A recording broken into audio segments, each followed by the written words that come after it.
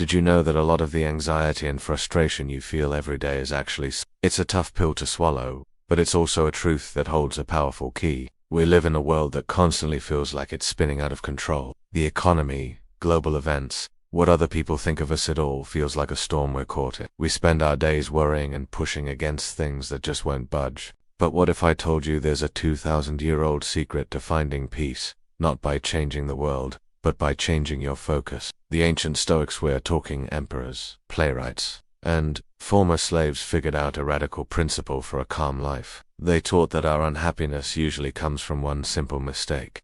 We confuse what we can't control with what we can. This isn't about empty platitudes. It's about a real, practical shift in how you see things. We're going to break down the 5 most critical parts of your life that are completely within your power. Master these, and you master yourself. Section 1. The foundation. The dichotomy of control. Before we jump into the list, we have to understand the engine that drives all of Stoicism. It's a concept so important that the philosopher Epictetus put it right at the beginning of his handbook for life. It's called the dichotomy of control. The idea is simple but incredibly profound. It splits everything in life into 2 boxes. Things that are within our complete control and things that aren't. According to the Stoics, the list of things truly in our power is actually pretty short. It's our opinions, our motivations, our desires, basically, our inner world, and our own actions. Everything else, that falls into the second box. Things outside our control.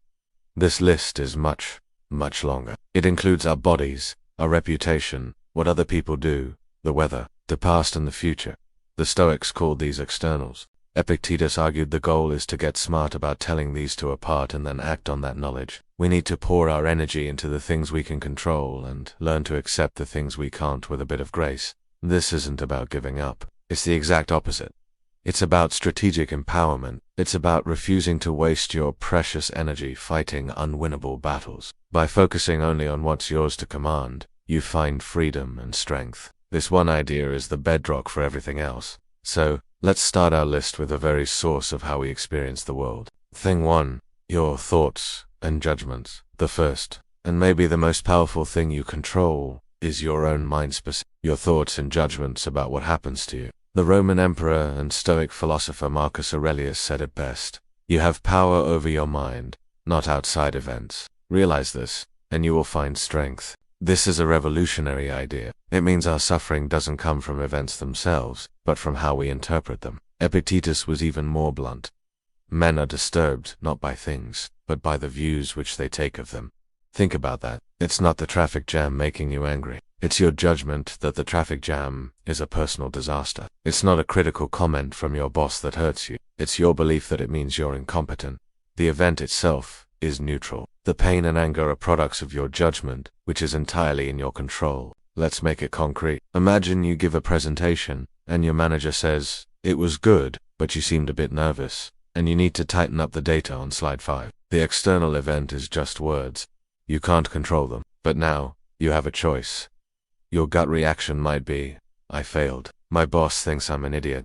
That judgment creates anxiety and shame. But the Stoics would say you can challenge that. Pause, step back, and choose a different judgment. You could reframe it. "I just got some constructive feedback. This is a chance to get better at public speaking and pay more attention to detail. My boss is investing in me." The event is the same, but by controlling your judgment, you've changed your entire emotional reality. You turned a perceived attack into a lesson. Marcus Aurelius wrote his famous book, Meditations, as a personal journal to do exactly this. To examine his own thoughts and keep them rational. He knew that the soul becomes dyed with the color of its thoughts. So how do you practice this? First, create a little space between what happens and how you respond.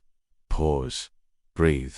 Second, question your first thought. Ask yourself, is this judgment really true? Is it helpful? Third, consciously pick a more rational interpretation. This is a technique modern therapies have borrowed directly from Stoicism. Journaling is another great tool. Writing your thoughts down lets you dissect them and retrain your mind to see the world as it is, not as you fear it to be. Think 2. Your actions and choices. The second area completely under your control is your actions. You can't control the result of your actions, but you have total authority over the actions themselves. And that distinction is key to living with integrity and peace. Our world is obsessed with results, promotions, bank accounts, follower counts. But the Stoics said tying your well-being to outcomes is a recipe for misery, because outcomes are always affected by things you can't control, like luck or other people. Instead, they suggested something radical. Measure success by the quality of your action, not the result. The only real good, they argued, is virtue, and virtue shows up in the choices and actions you make right now. Think of the Stoic analogy of the archer. An archer controls their process, their stance, their breath, how they draw the bow, when they let go. They can work to perfect this process. That's where their virtue is. But once the arrow flies, it's out of their hands. A gust of wind could blow it off course, or the target could move. A foolish archer gets angry if they miss, tying their happiness to an outcome they never fully controlled. A Stoic archer judges their success on whether they did everything in their power to make a perfect shot. Hitting the target is a preferred indifferent, nice if it happens, but their self-worth doesn't depend on it. Let's bring that to today. Say you're launching a business. You can control your business plan, your work ethic, and your integrity. Those are your actions. You can't control if a competitor pops up or a recession hits. Those are outcomes. By focusing on your actions, acting with courage and wisdom, you've already succeeded in the Stoic sense. If the business fails because of outside factors, it's a misfortune, but it's not a moral failure. This mindset frees you from the fear of failure because you're redefining success. It's not about applause. It's about knowing you acted rightly. As Marcus Aurelius said, it's about tying your well-being to your own actions. The practical takeaway: shift from goals to processes. Instead of my goal is to get the promotion, try, my goal is to be the most diligent and helpful employee I can be today. Do that, and you've already won. Thing 3. Your attitude and responses. The third thing you control is your attitude and your emotional response. This is a little different from controlling your thoughts. While thoughts are specific judgments, your attitude is your broader emotional stance toward the world. It's choosing to meet challenges with patience instead of anger. We can't control what happens to us, but we can always control how we respond. This idea is perfectly captured by psychiatrist and Holocaust survivor Viktor Frankl, who wrote, "Everything can be taken from a man but one thing. The last of the human freedoms to choose one's attitude in any given set of circumstances, to choose one's own way." The Stoic philosopher Seneca wrote a whole essay on anger, calling it a brief madness. He argued that anger is almost never useful. It clouds our judgment and usually causes more harm than whatever set it off in the first place. We think our anger is powerful, but Seneca warned that it's an emotion that's unwilling to be controlled once it grabs you. The trick is to catch it at the first spark. Let's go back to that traffic jam. The gridlock is out of your control. The knee-jerk reaction is to get furious, which achieves nothing and just floods your body with stress. The Stoic response is to practice the pause. Notice that feeling of frustration bubble up, acknowledge it, then deliberately choose your attitude. You can't change the situation, so what's the most rational response? You could choose patience. You could see it as bonus time to listen to a podcast. You could feel grateful that you're safe in your car. This isn't about bottling up your emotions. The Stoics weren't robots. It's about emotional regulation. You don't pretend you don't feel frustrated. You just refuse to let it run the show. You respond, you don't just react. How do you build this power? Seneca's advice is simple. Hesitation is the best cure for anger. When you feel provoked, make yourself wait. That little delay creates a gap between the event and your reaction, giving your rational mind a chance to step in and choose a better path. Someone can insult you, but they can't make you feel insulted. That power is all yours. Thing 4.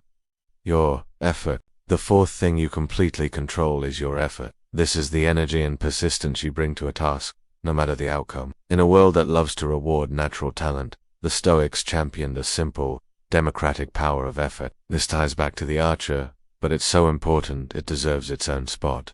It's the engine of all progress. You can't control if you're born with a gift for something. You can't control the setbacks you'll face, but you can always control how much effort you put in. Marcus Aurelius would remind himself to get out of bed in the morning, writing, "I have to go to work."